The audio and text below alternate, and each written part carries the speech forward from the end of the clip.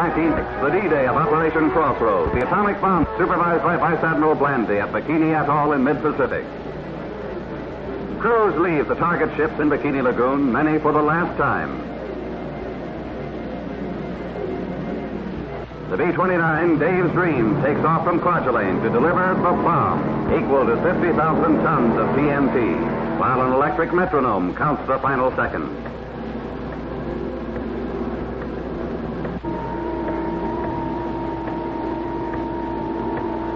Cover your eye. Now, bomb away!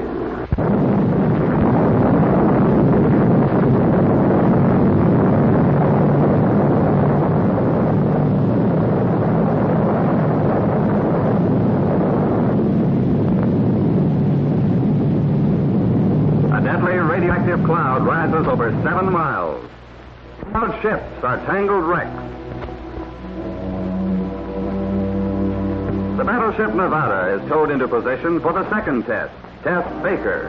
King Judah of Bikini watches with Admiral Blandy as LST-60 moves into place. The bomb is suspended beneath LST-60 and is to be fired by remote control. The technicians and Vice Admiral Parsons leave LST-60 and the bomb. At the control room, Crossroads personnel are checked, then locked in.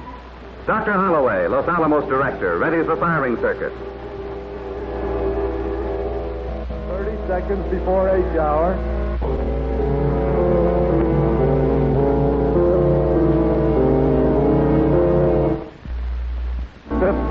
Cameras are ready aboard ship and in the sky. 2, 1, fire.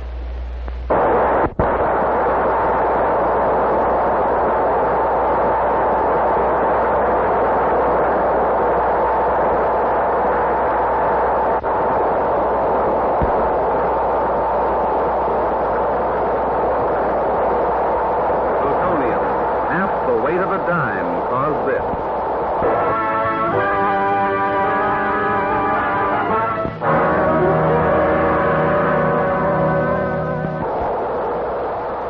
This is the force that can destroy our world unless we find the road to peace now. Town atom test measured a model village in the Nevada desert against the awesome power of nuclear energy.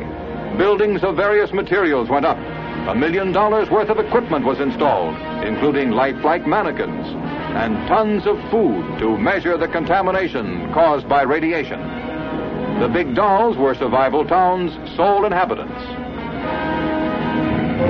Tanks took part in their first atomic maneuvers, some less than a mile away, the closest yet in any test. Nearly 6,000 persons participated, including troops sheltered by trenches. Many cameras in many locations filmed the single blast.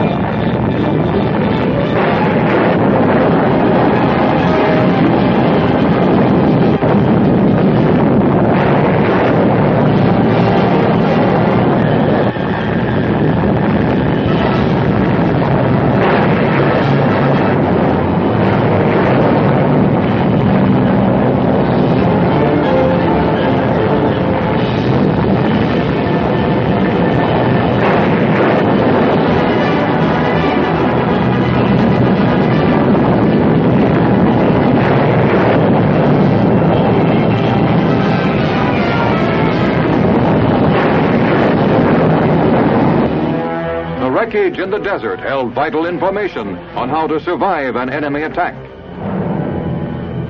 With Geiger counters to check the radiation, experts assessed the damage. An aluminum building was left a gaping wreck. Concrete or cinder block houses weathered the blast best. This one was less than a mile away. Survival Town's electric wires had become a twisted, tangled mass. Demonstrating the importance of civil defense preparedness, the elaborate exercises proved survival is possible, offering new hope to all who live in the shadow of the atomic age.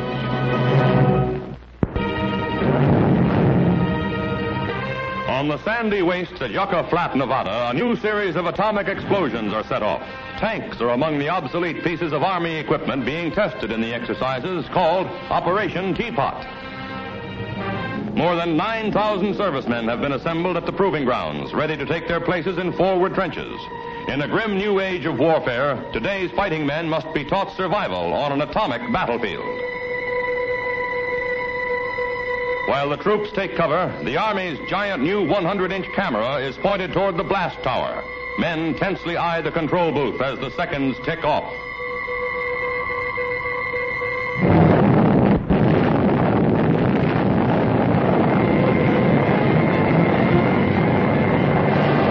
The familiar mushroom cloud snakes skyward, hurling the atom's deadly radiation high into the heavens.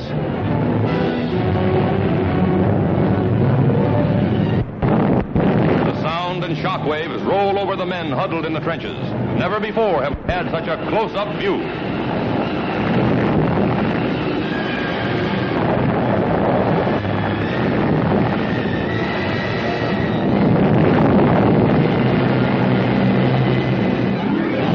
Lighting up the desert skies for miles around, the fierce fireball flare is the signal for instant action. Quickly, the men are ordered to leave their positions. The explosion's radioactive fallout is almost as dangerous as the blast itself.